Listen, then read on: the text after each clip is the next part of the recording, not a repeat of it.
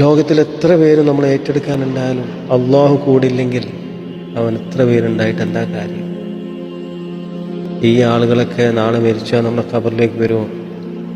നാളെ മഹ്ശറിൽ നമ്മളെ രക്ഷപ്പെടുത്തുമോ? ഇല്ല. എന്നാൽ എല്ലാം ഉണ്ടായിരിക്കെ ആരുമില്ലാതെ അവൻ അള്ളാഹു മാത്രം ഉണ്ടാവുന്നൊരു സമയമാണെങ്കിലും അവൻ എത്ര ഭാഗ്യവാനാണ്. ആരും കൂടെ ഇല്ല, പക്ഷെ അവൻ്റെ കൂടെ അള്ളാഹു ഉണ്ട്. അതല്ല ഏറ്റവും വലിയ ഭാഗ്യം. അപ്പൊ അതിനുവേണ്ടി നമ്മൾ ഹിദായത്ത് എന്ന നൂറുണ്ടാവണം. ഹിദായത്ത് എന്നുള്ള മൈൻഡ്ഫുൾനെസ് ഉണ്ടാവണം. നമ്മൾ പ്രസൻസിൽ ജീവിക്കണം. അടുത്ത നിമിഷത്തെക്കുറിച്ചോ ഭാവിയെക്കുറിച്ചോ ഓർത്ത് വേവലാതിപ്പെടേണ്ടതില്ല. ഇന്ന് നിന്നെ നോക്കിയ റബ്ബിന് നാളെ നിന്നെ നോക്കാനും അറിയില്ലേ? ഇന്നലെ നിന്നെ നോക്കിയ റബ്ബിന് നാളെ നിന്നെ നോക്കാനാണോ ബുദ്ധിമുട്ട്?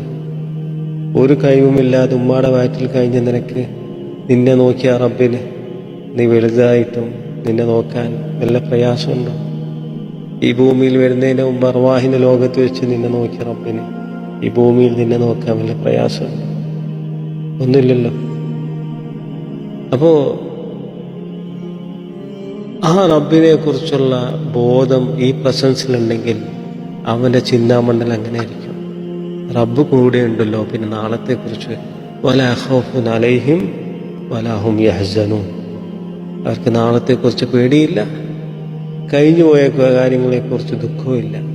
അപ്പോൾ എനിക്കത് നഷ്ടമായല്ലോ, ഞാൻ ഇങ്ങനെ ചെയ്തിരുന്നെങ്കിൽ എനിക്കത് നഷ്ടമാവില്ലല്ലോ, അങ്ങനൊന്നും ചിന്തിക്കില്ല. കാരണം ഇവിടെ എല്ലാം നഷ്ടപ്പെടേണ്ടത് മാത്രമേ ഉള്ളൂ. നിലനിൽക്കുന്ന ഒരു സാധനം ഈ ലോകത്ത് അല്ലാഹു സൃഷ്ടിച്ചിട്ടില്ല, അല്ലേ? നമ്മളെ ശരീരം നഷ്ടപ്പെടും, നമ്മുടെ സമ്പത്ത് നഷ്ടപ്പെടും, നമ്മുടെ കുടുംബം നഷ്ടപ്പെടും, നമ്മുടെ ഉണ്ടാക്കിയ പേരും പദവിയും എല്ലാം നഷ്ടപ്പെടും. എങ്കിൽ ഈ നഷ്ടപ്പെടാനുള്ള കാര്യങ്ങളെ ഓർത്ത് നമ്മൾ എന്തിനാ ദുഃഖിക്കേണ്ടത്? ഈ നഷ്ടപ്പെടാനുള്ള കാര്യങ്ങൾ ഓർത്ത് എന്തിനാണ് നമ്മൾ പേടിക്കേണ്ടത്? ഒരിക്കലും നഷ്ടപ്പെടാത്ത, ഒരിക്കലും നഷ്ടമില്ലാത്ത റബ്ബിനെ കുറിച്ചുള്ള സ്മരണയിൽ നമ്മൾ ഈ നിമിഷം ജീവിക്കാൻ പഠിക്കുക. ഇതന്നെയാണ് ഏറ്റവും വലിയ ഹിദായത്ത്. ഇതാണ് സിറാത്തുൽ മുസ്തഖീം, നേരായ പാത എന്നുള്ളത്. വളഞ്ഞ പാത ഇതാണ്, പേടിയുള്ള പാത, അല്ലെങ്കിൽ ദുഃഖമുള്ള പാത, അതൊക്കെ വളഞ്ഞ പാതയാണ്. നേരായ പാത